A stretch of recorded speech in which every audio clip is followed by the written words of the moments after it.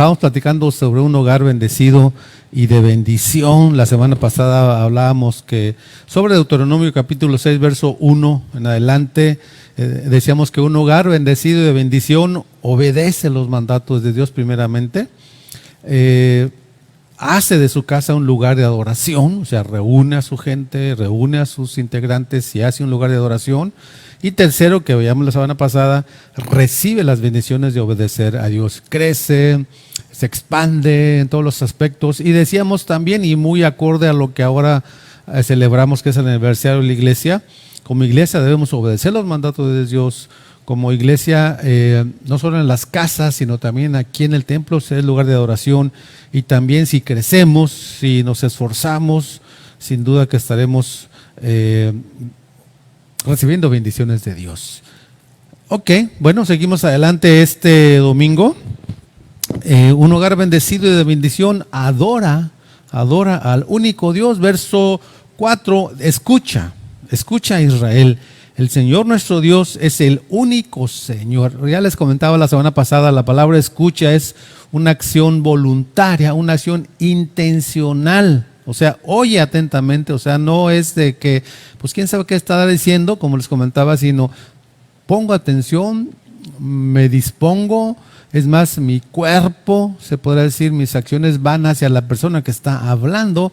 Estoy en contacto. Oye Israel, escuche Israel, el Señor nuestro Dios es el único Señor. Mire, es interesante esto porque el pueblo de Israel había vivido 430 años en esclavitud con los judíos y los egipcios, quiero decir.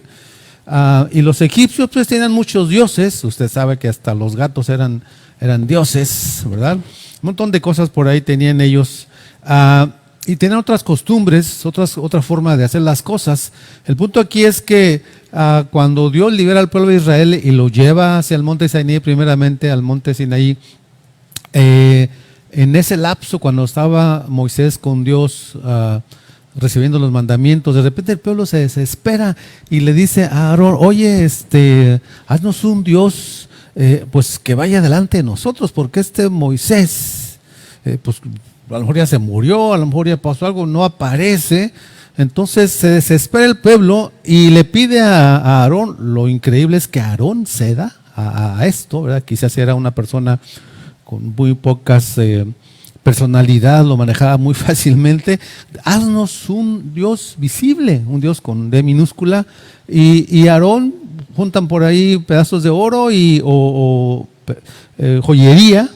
Y hacen un becerro al cual empiezan a adorar, se arrodillan, hacen fiesta, porque cuando bajaba Moisés, según los escritos originales, era fiesta, era una orgía de muchas cosas ahí en el pueblo, porque no veían a un Dios, ¿verdad? Pero por eso Dios dice, hey, acuérdales a los hijos de aquellos que aquella vez estaban ahí de fiesta, que solamente hay un Dios al cual hay que adorar. Así que eso es lo que Moisés les recuerda y lo que nosotros debemos recordar a nuestros hijos en nuestro hogar.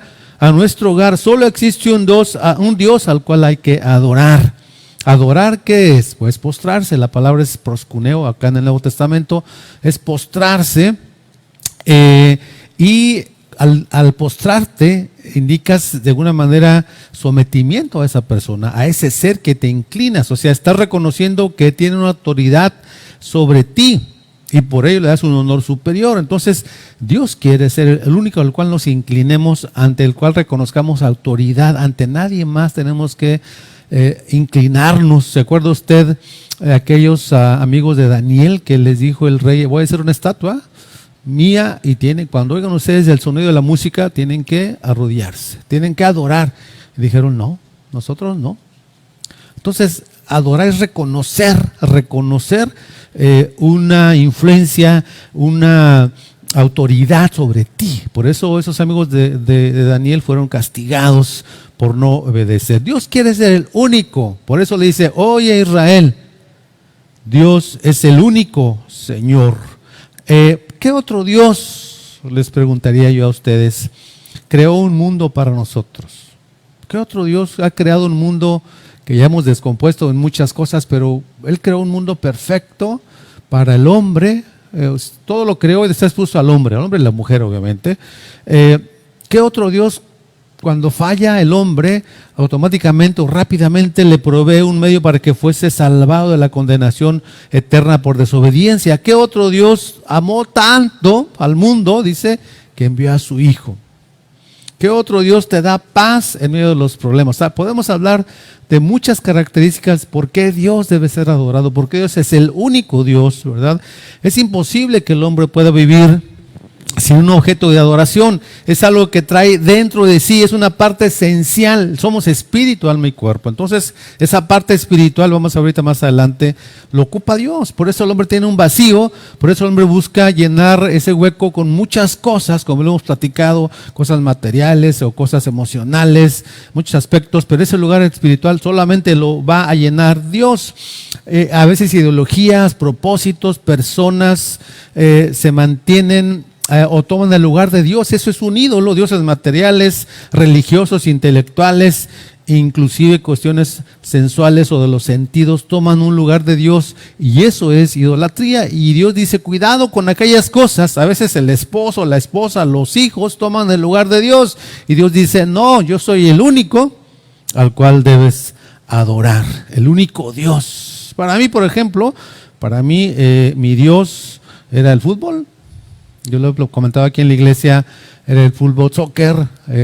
Mi padre era el pastor en la iglesia, allá en el lugar donde fluye leche y miel, no voy a decir cuál, pero ya saben cuál. Pónganse de pie, ¿verdad? Aquí se pusieron de pie. Están haciendo la ola. Dice aquí. Mi padre estaba, así como yo, predicando ahorita, o en estos momentos, digamos, y su hijo, o sea, yo, ¿verdad? Pues se iba al fútbol, al estadio, estaba ahí cerquita a unas 6, 8 cuadras de la casa o del templo. Siempre vivía en casa pastoral, y yo me iba al fútbol y allá veía el partido y allá me la pasaba, y ese era mi Dios. No les voy a contar más historias de estas, ya les he contado aquí en la iglesia. Si no, pues invíteme a comer y le cuento el mejor equipo del mundo, lo que sea, ya sabe usted esa historia. Pero mire, yo perseguía a los jugadores de fútbol para sus autógrafos, tenía autografiadas pósters de la selección mexicana, de los jugadores de aquellos tiempos, en mi cuarto. Ese era mi ídolo. El fútbol tuve que dejarlo al entender que me estaba estorbando mi relación con Dios. Y así puede usted tener otras cosas que usted quizá esté pensando, y quizá pueda usted platicar en la célula qué cosas ocuparon en su vida o están ocupando en su vida el lugar de Dios. ¿Cómo podemos mostrar de maneras prácticas que en nuestro hogar se adora al único Dios? Y ya sé más o menos su respuesta. Pues orando, leyendo la Biblia, yendo al templo, yendo a la célula. Sí, pero eso pudiera ser como si un musulmán dijera, pues leyendo el Corán, orando 5 veces, yendo a la mezquita, ayudando. O sea, como que son cosas un poquito así muy religiosas, que otros pueden decir, pues yendo a misa, haciendo obras, rezando Padres Nuestros y Aves Marías. O sea, cada quien puede decir lo de sus hábitos religiosos, ¿no? Pero realmente si adoramos a Dios, al único Dios en casa, ¿cómo se puede ver? Pues yo diría, viviendo como Jesús vivió en la tierra. O sea, siendo cristianos, siendo Cristos. Ya sabe que Cristo vivió en la tierra, Él nos ha dejado su ejemplo. Entonces, por eso se llamaban cristianos, porque eran como Cristo, ¿verdad? Cuando Pedro hablaba, decían, habla como Jesús. O sea, cuando la iglesia ahí en Hechos se amaban, decíamos, es que se aman. O sea, el amor de Cristo está allí. Decía Pablo, el amor de Cristo nos constriñe. Entonces, yo diría, ¿cómo puedo realmente en mi hogar decir que adoro a Dios? Bueno, siendo humildes, practicando la humildad, siendo amorosos, el amor ágape, el amor que tolera, siendo pacientes, perdonadores, honestos, fieles. Cosas que en estos días de cuarentena, pues ha habido mucha violencia intrafamiliar, ha habido divorcios, hay muchas cosas porque la gente no está acostumbrada a vivir a veces sola o juntos, quiero decir. El punto aquí no es fácil esto, no es fácil, solo con la ayuda de Dios podemos realmente vivir, pero dejémonos de ritos religiosos a veces y vayamos a la práctica, donde veamos que realmente se adora al único Dios en la práctica. Así que no es fácil, somos llamados a eso, pero solamente con la ayuda del mismo Jesús, que es Dios, podrá hacerlo. Debemos tener a Dios en casa como la persona más importante y la influencia más grande en nuestra vida, en nuestra casa, y si tenemos a Dios como la influencia más grande en nuestra vida, en nuestra casa, Dios será la influencia más grande y será lo más importante en nuestra iglesia. En estos 34 años, sigamos teniendo a Dios como lo más importante en nuestra vida, en la casa y por consecuencia en la iglesia.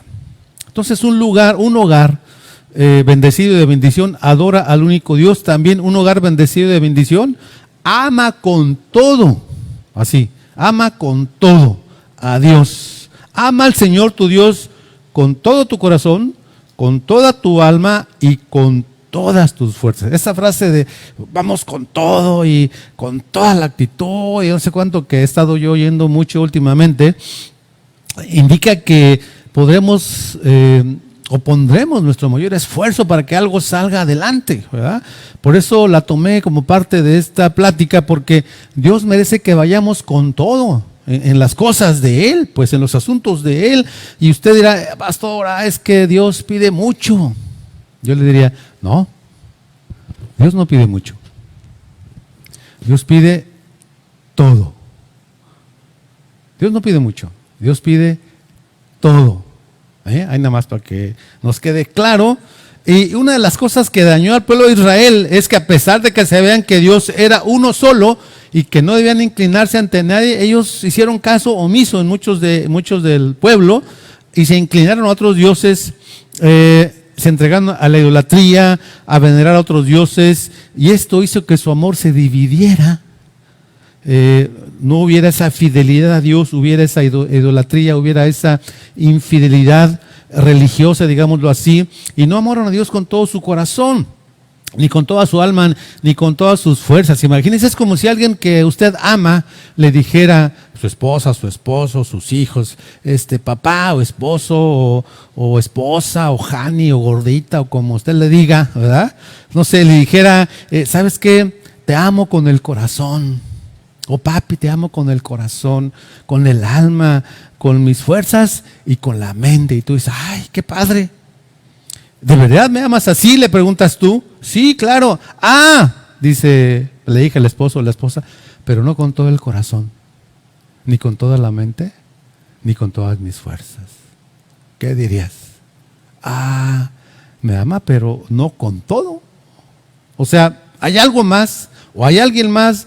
¿O por qué su amor no es completo? Es lo que pasa con Dios, ¿verdad? Amamos a Dios, pero a veces no con todo el corazón, no con toda el alma, no con todo ser, no con toda la mente. Jesús lo dice ahí en Mateo 22:37, ama al Señor tu Dios con todo tu corazón, con todo tu ser y con toda tu mente.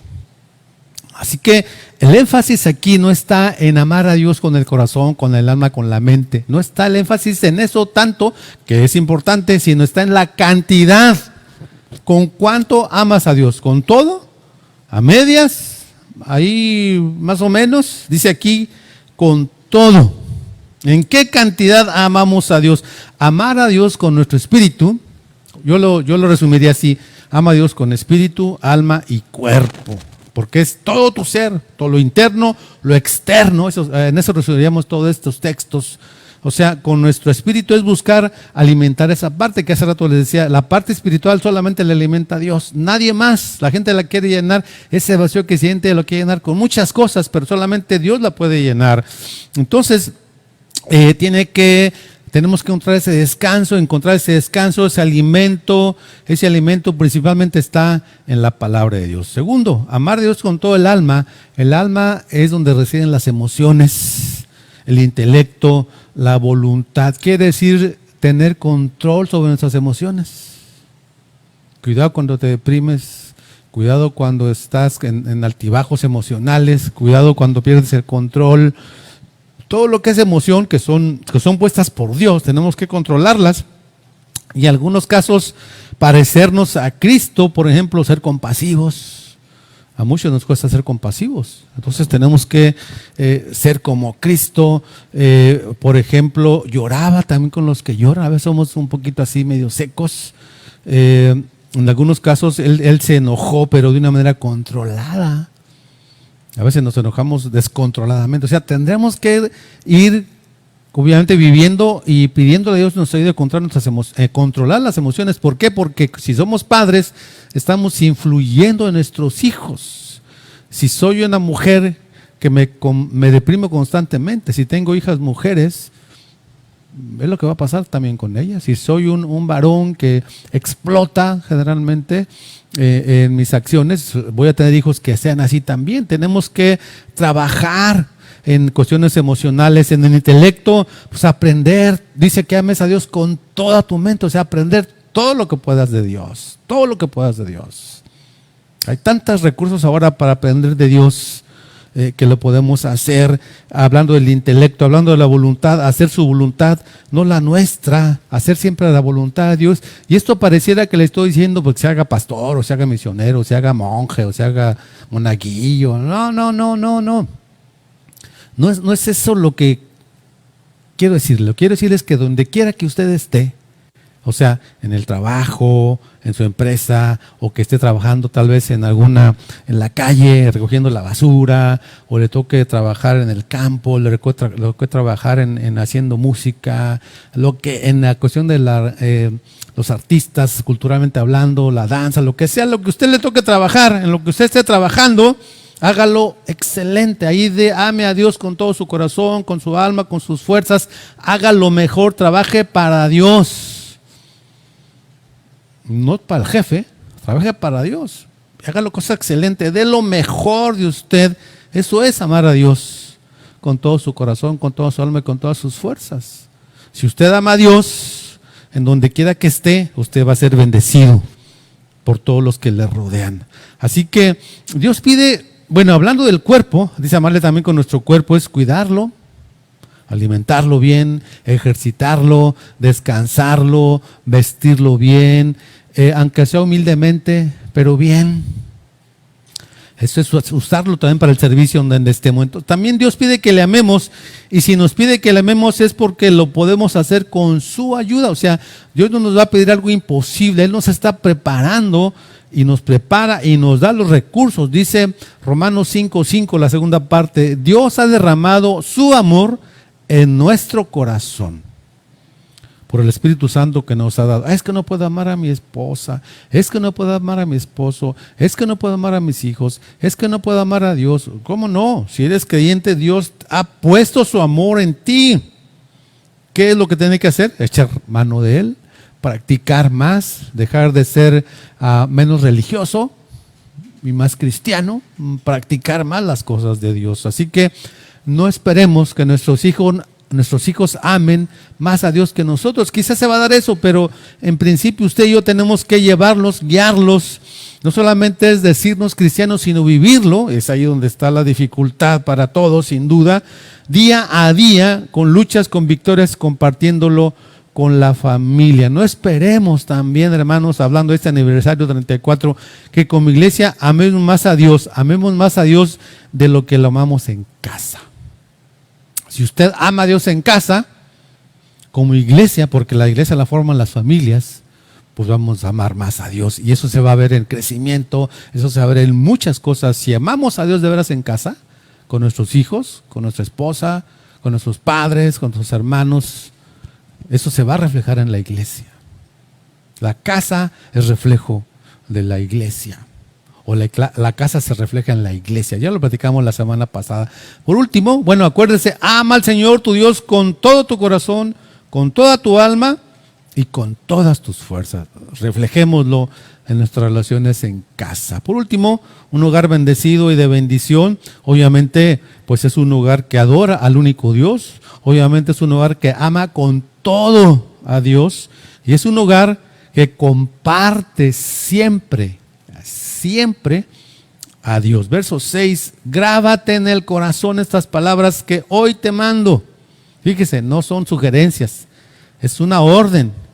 Incúlcaselas continuamente a tus hijos, háblales de ellas cuando estés en tu casa, cuando vayas por el camino, cuando te la acuestes, cuando te levantes, átalas a tus manos como un signo, llévalas en tu frente como una marca, escríbelas en los postes de tu casa y en los portones de tus ciudades. El compartir a Dios comienza desde casa. Así nuestros hijos lo compartirán después de forma natural. Yo a veces me pregunto, ¿por qué tantos cristianos batallan o batallamos a veces para compartir de Cristo? Y yo la conclusión que he sacado, entre otras, es porque hubo una generación, o dos, o no sé cuántas, en que el compartir de Cristo lo dejábamos a los especialistas. Venía el hermano fulano allá de no sé dónde, el evangelista, y entonces en las iglesias nos juntábamos.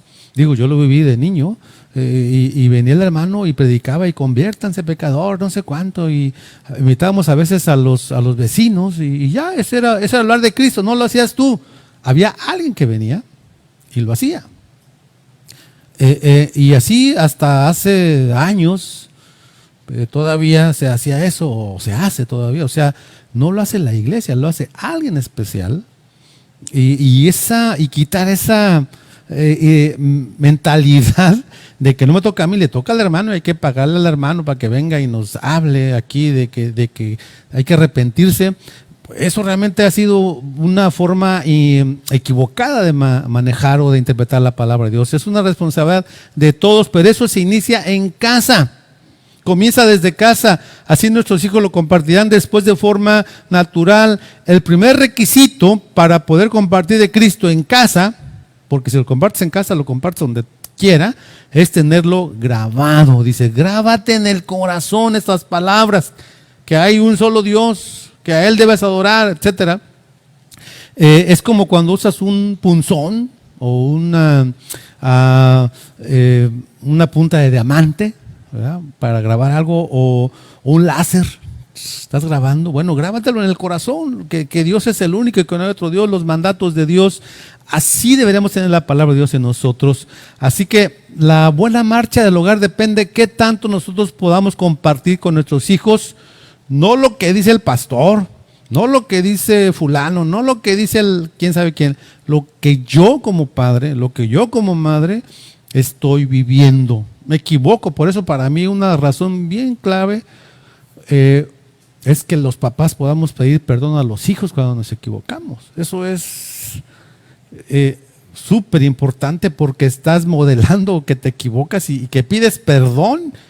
Entonces ahí va creciendo, ahí va todo hacia adelante en esa experiencia de cuánto vivo yo mi relación con Dios, cuánto la comparto a ellos. Dice el verso número 7, incúlcaselas continuamente estas palabras, ¿verdad? De amar a Dios con el corazón, con todo el corazón, con todo el alma, con todas tus fuerzas, que hay un solo Dios al que hay que adorar, y otros mandamientos. Hay que inculcarlo. Inculcar significa repetir constantemente. Repetir conceptos con la intención de que queden fijos. Fíjese bien, repetir conceptos con la intención de que queden fijos en los demás. Por ejemplo, yo le puedo decir a los hijos, hey, obedece. Yo le puedo decir al hijo, oye, perdona a tu hermano. Oye, yo le puedo decir al hijo, habla con la verdad. Sin embargo, el inculcar también se da con ejemplos.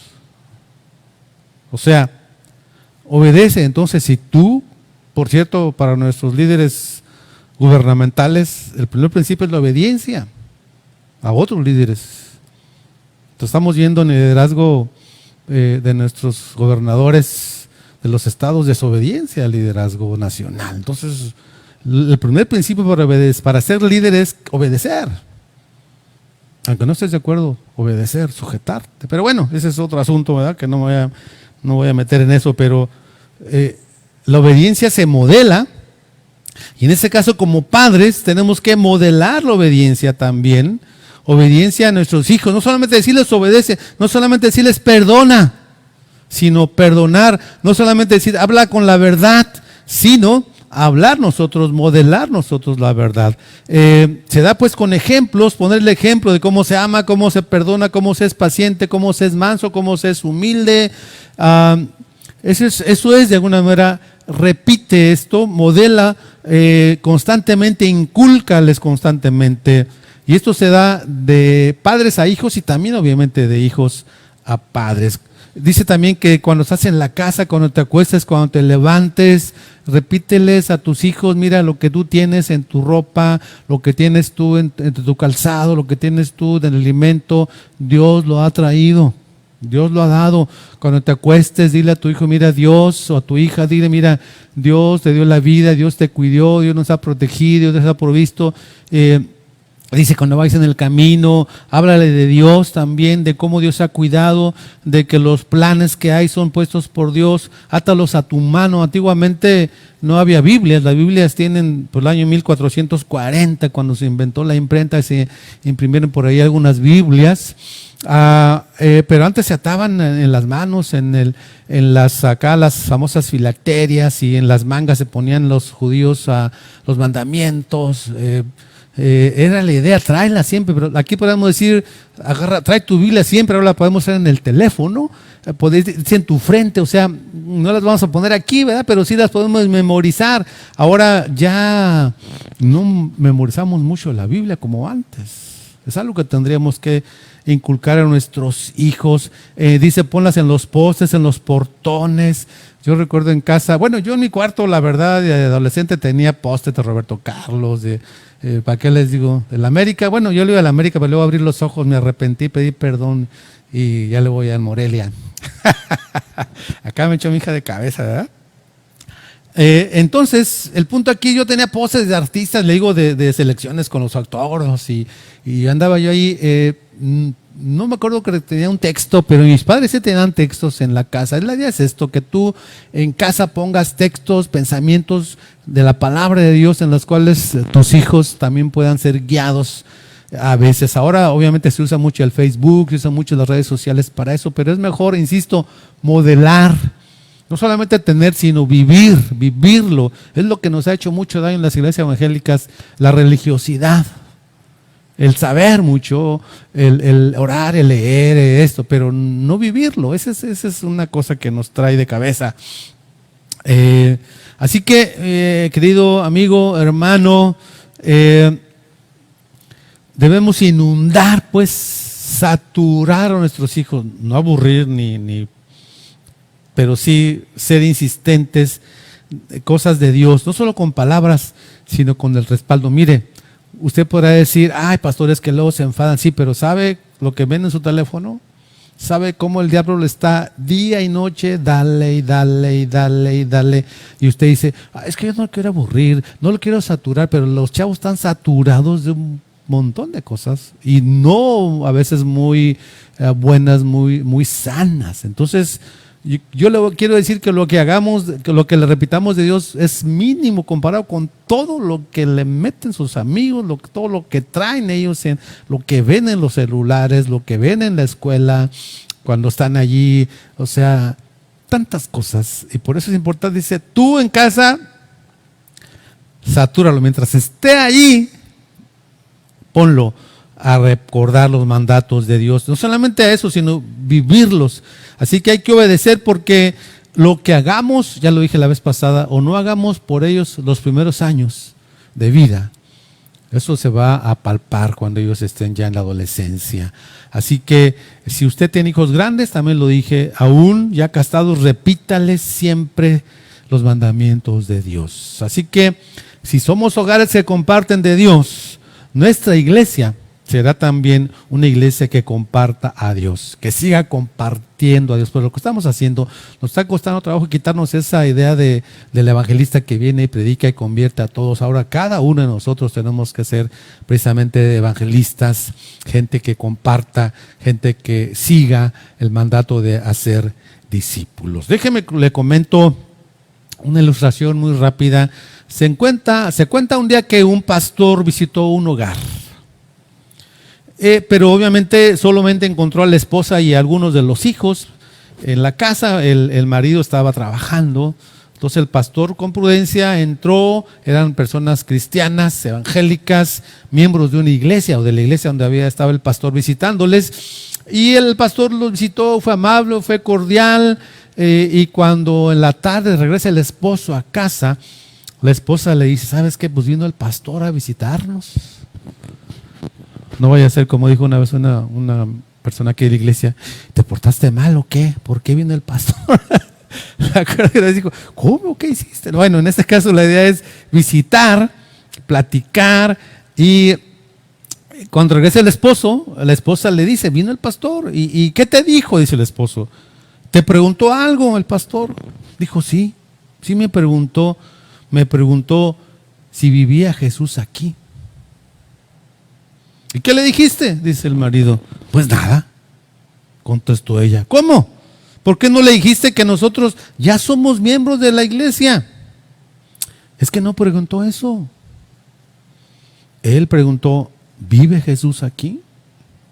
Dice el marido, ya medio, pues él le hubiera dicho que nosotros no fallamos a los cultos, a las células. Es que no preguntó eso. Él preguntó, ¿vive Jesús aquí?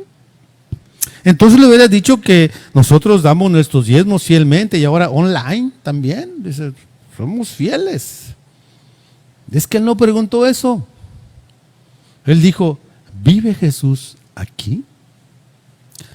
Pues ojalá que se vea que en nuestra casa vive Jesús.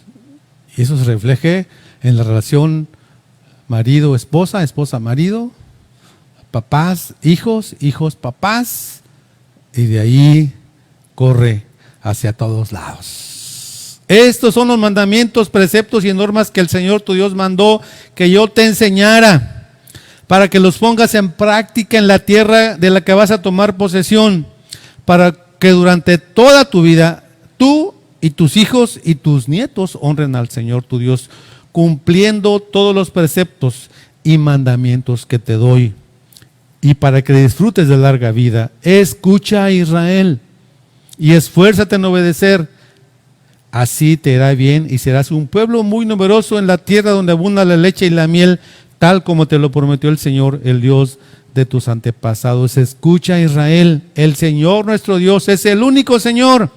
Ama al Señor tu Dios con todo tu corazón, con toda tu alma, con todas tus fuerzas. Grábate en el corazón estas palabras que hoy te mando, incúlcaselas continuamente a tus hijos, háblales de ellas cuando estés en tu casa, cuando vayas por el camino, cuando te acuestes, cuando te levantes, átalas a tus manos como un signo, llévalas en tu frente como una marca, escríbelas en los postes de tu casa y en los portones de tus ciudades. Así que, hermanos, pues hagamos de nuestro hogar un hogar que Dios bendiga para también ser un hogar de bendición.